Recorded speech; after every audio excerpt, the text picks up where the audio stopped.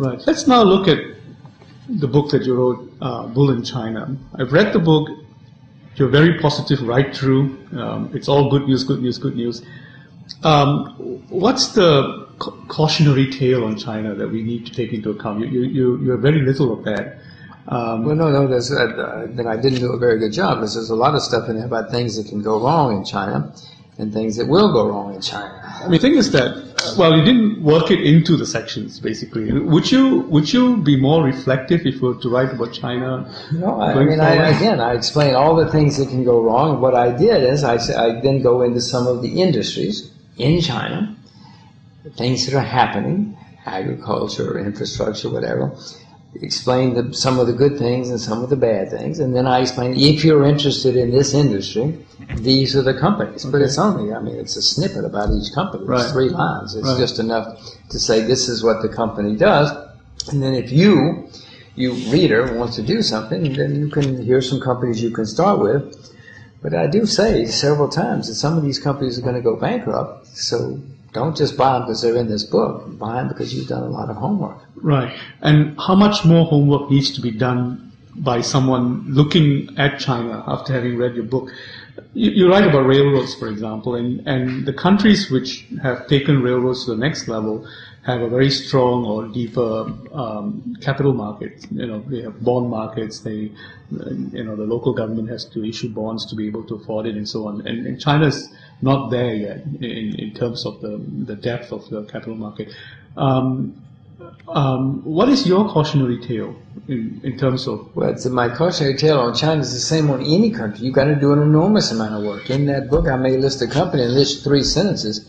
That's not enough to buy or sell the stock. You have to do a huge amount of work. If you're interested in railroads, then you need to look at all the railroads in China, the people who supply the railroads, the people who use the railroads.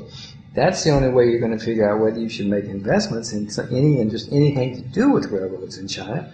And you probably should know about railroads in other countries too, as you point out. Some countries have much more developed railroad systems than others. So you need to understand what the possibilities for railroads are.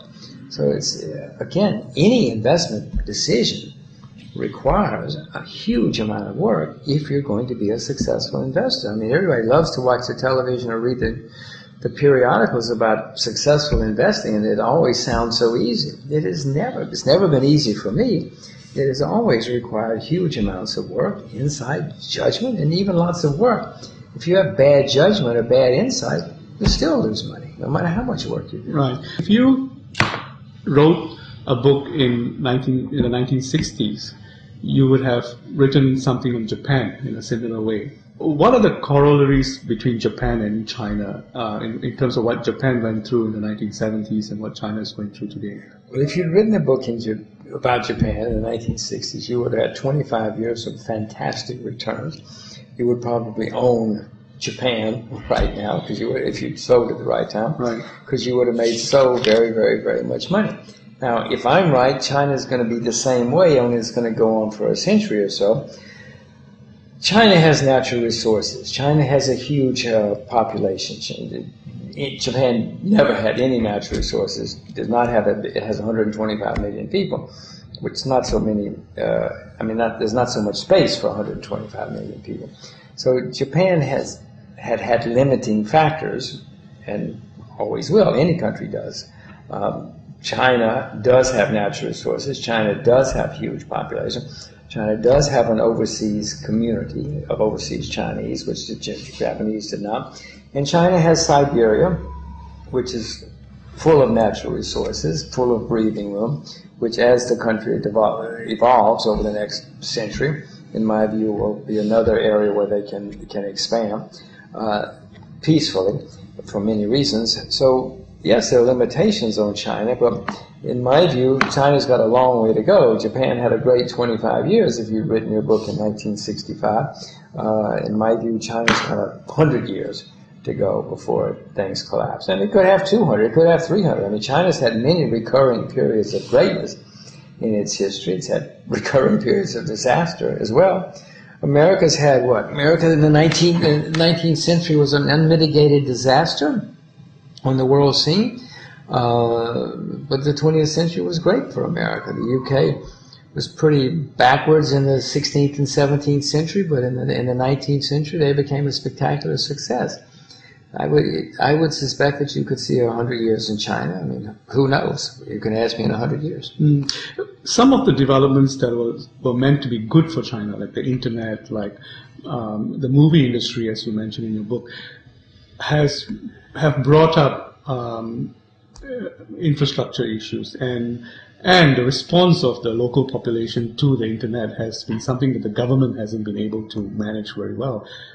Do you see issues in recent developments that make you concerned for China? Well, there are going to be plenty of setbacks in China. In America in the 19th century, we had a horrible civil war. More people died in the American Civil War than have died in all of America's wars put together. It was that horrible. We had 15 depressions with a D. We had massacres in the streets with some regularity. We had virtually no human rights. We had very little rule of law. You could buy and sell. You can still buy and sell congressmen in America, but in the 19th century they were cheap. You could buy 3 or 4 in the 19th century. So America was a wreck. As recently as 1907, the entire American system went bankrupt. America was still a debtor nation until 1914. So America had many, many, many setbacks. The UK had many setbacks as it rose. China will too. There'll be some disasters. But in the end, America did a good job. I suspect that in the end, China will too. Are you a bull on China at the expense of other economies or other civilizations that probably we need to take a look at as well, or who might be a dark horse coming? Well, there's always somebody rising and there's always somebody declining. Is it cause and effect? Not necessarily. I mean, America has been the dominant country, as you know, just as the UK was the dominant country in the 19th century, to be replaced by other countries. Was the UK's decline because of the rise of America? I don't know. That's an interesting subject for conversation. But China, somebody is going to be declining in the 21st century. There's no question about it. China's rise does not have to be a problem for other people. Countries could work together. Canada is a neighbor of the U.S. Canada became extremely prosperous and successful because they had a rich neighbor. Vietnam, Siberia, I mentioned before. I mean, many countries are going to be very successful as China rises.